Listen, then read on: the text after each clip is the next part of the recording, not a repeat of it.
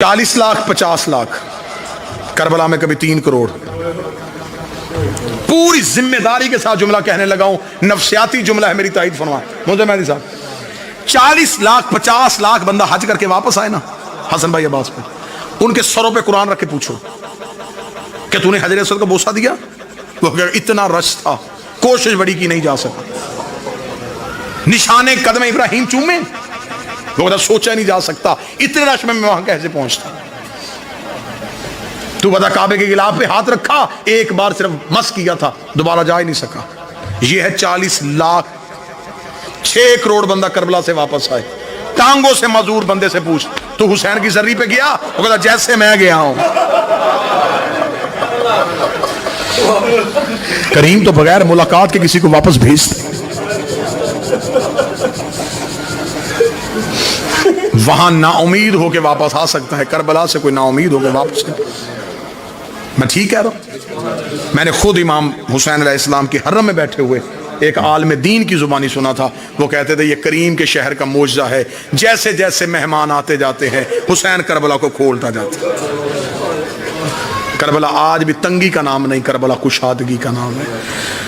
हुसैन ने करम सस्ता किया। हुसैन का देख, खुदा ने कहा था मेरे घर आना तो अमीर है, मैंने वो शर्त ख़त्म कर दी, मैंने शर्त भी ख़त्म कर दी। गरीब है, कर्जा उठा, उधार मांग किसी से, वापस की तूने जहन में रखना, वापस तूने नहीं करने, मैं ऐसे सबब मुहैया कर दूंगा। तेरे ज़ियारत से वापस आने से पहले मैं तेरे रिज़्क़ का बंदोबस्त कर दूंगा। तू आ जा मेरे शहर में, खाना भी मैं दूंगा, पानी भी मैं पिलाऊंगा। हर तरह की शर्त ख़त्म कर दी थी हुसैन ने, क्योंकि करबला की ज़ियारत का ताल्लुक पैसे से है ही नहीं। मैंने खैरात मांगने वाले लोगों को करबला में हुसैन के मेहमान बनकर देखा।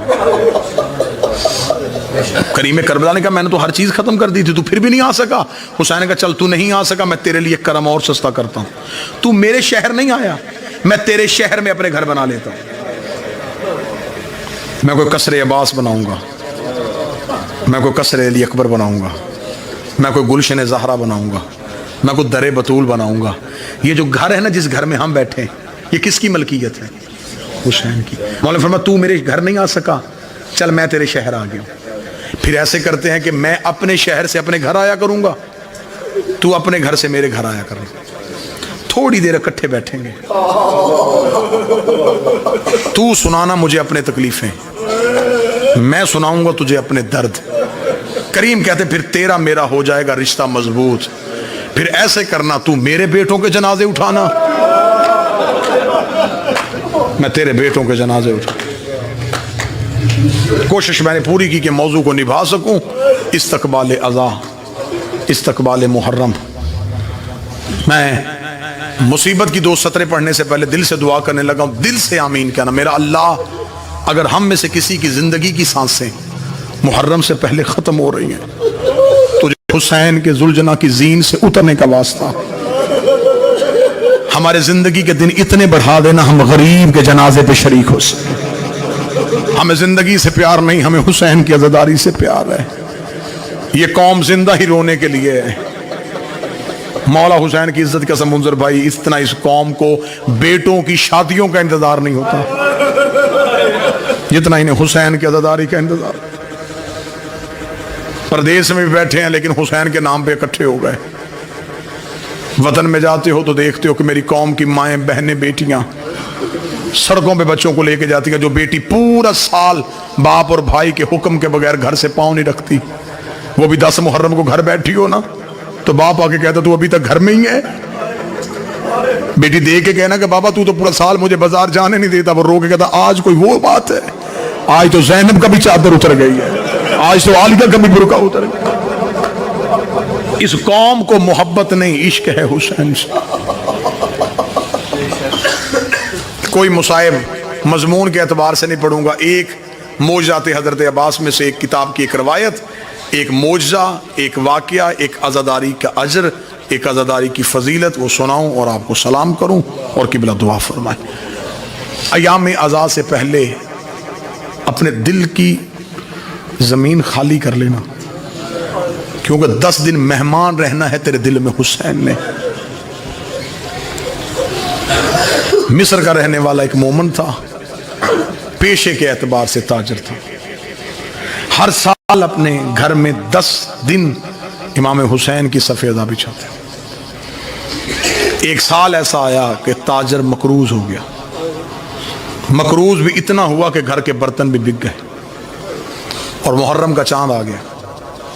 اپنی چھت پہ جا کے محرم کے چاند کو دیکھ کے تھا کاش میری زندگی میں طلوع نہ ہوتا. تو طلوع ہوتا میرے گھر میں, حسین کی مجلس ہوتی, حسین کا ماتم ہوتا, تو بھی طلوع ہو گیا. میرے گھر میں انتظام کرنے والا بھی کوئی نہیں. ابھی یہ چاند سے شکوے کر رہا تھا, یا کاندھے پہ زوجہ کا ہاتھ آیا. اس نے مڑ کے دیکھا پیچھے بیوی کھڑی ہے. رو کے کہنے لگی گلے نہ کر, مشکل وقت میں قیمتی چیز بیچتے. اس کے ذہن میں خیال آیا ضرور عورتوں کو زیور پیارے ہوتے, اس کے پاس کوئی زیور ہے. دیکھنا کہ تیرے پاس کوئی قیمتی زیور تو نہیں. وہ کہتی ہاں ہے. آگے آگے زوجہ چلی, پیچھے پیچھے شوہر چلا. کتاب کہتی وہاں لے کے آئی جہاں 2 بیٹے سو رہے تھے. بیٹوں کے سرہانے کھڑی ہو کے رو کے کہتی میرے گھر میں ان سے قیمتی کچھ بھی نہیں ہے. باپ کی نگاہیں ماں کی نگاہوں میں گئیں. دیکھ کے کہنے لگا میں تیری بات سمجھا نہیں ہے. رو کے کہنے لگی مشکل وقت آئے تو قیمتی چیز بیچتے, لے جا بردہ فروشوں کے بازار, غلام بنا کے بیچتے. باپ کے جسم میں عباس بھائی کپ کپی آئی. رو کے کہتا کبھی کسی نے بیٹے بھی بیچے ہیں؟ رو کہتی سچ بتا تو نے مانگے کس سے تھے؟ حسین سے مانگے تھے نا. تو اب مجھے بتا اکبر سے زیادہ پیارے ہیں, اصغر سے زیادہ معصوم ہیں, عالیہ کی جوڑی سے زیادہ قیمتی ہیں, لٹا دے حسین کے نام پہ. بچوں کو اٹھایا, غلاموں والا لباس پہنا کے. یہ تھے شیعہ, انہیں کہتے ہیں عزادار. ماں نے بیٹے دیے باپ کے ہاتھ میں, بچوں کے ہاتھ پکڑ کے بردہ فروشوں کے بازار میں آگا. صبح سے لے کے شام تک آوازیں دیتا رہا غلام لے لو, غلام لے لو, غلام. محنت زیادہ کروا لینا, اجرت تھوڑی دے دینا.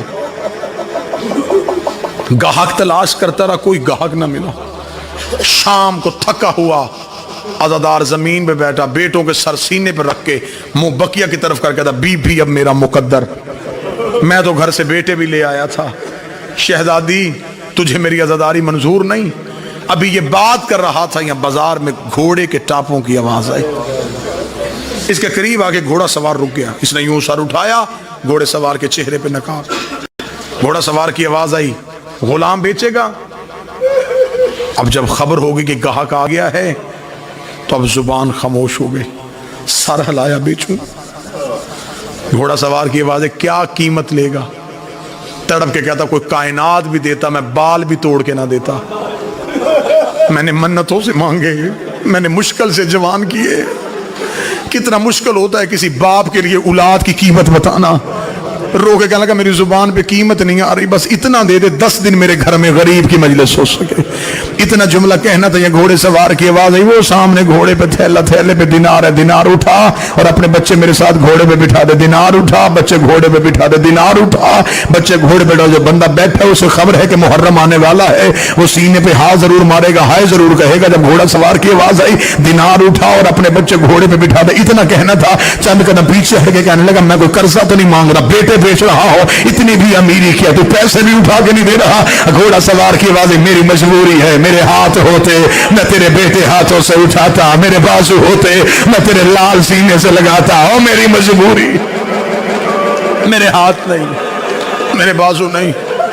اٹھا بچے, بٹھا میرے ساتھ گھوڑے پہ.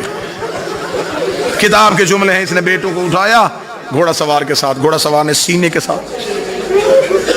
سواری نظروں سے اوجھل ہو گئی. اب مصائب واقع نہیں, کیفیت کا نام. آپ کے اوپر کیفیت طاری ہو گئی, آنکھ سے آنسو آ جائیں گے. غریب نے تو اتنا سستا کیا ہے کرم. حسین کہتے اگر میرے مصائب میں تجھے رونا نہ آئے نا تو اپنے درد یاد کر لیا کر. رو کسی بھی مصیبت کو, لیکن مجلس میں بیٹھ کے تیری آنکھ سے آنسو آئے, کیونکہ جو شام سے آتی ہے اسے تکلیف ہوتی ہے کسی کی آنکھیں خشک رہیں. وہ رو کے کہتی تو نے دیکھا جو نہیں تھا گھوڑے سے گرتا, کاش تجھے خبر ہوتی میرا اکبر کتنا خوبصورت. لہذا میں کوشش کر رہا ہوں کہ میں گریے کا سبب مہیا کروں. تھکا ہوا مزدور غریب باپ بیٹوں کو دے کے دینار ہاتھ میں گھر کی جانب چلا. اللہ تمہاری اولاد کی زندگی کرے, اللہ کسی باپ کو اولاد کا غم نہ دکھائے. दरवाजे पे माँ खड़ी देख रही थी, जब शौहर को खाली हाथ आते देखा गिर गई दरवाजे। शौहर करीब आया, बस रो के इतना ही पूछा, बिक गए? बिक गए इतना कहना था, कदमों पे हाथ रख के कहती देख मैं भी मोमना हूं, तू भी मोमिन है, ये तेरे आगे हाथ बांधती। मुश्किल होता है माओ के लिए सब्र करना, मुझे खबर है कि मेरे लिए क्या थे। मिन्नत करके कहती हूं, अब हमने बच्चों को नहीं रोना, हमने ज़हरा के बच्चों को रोना।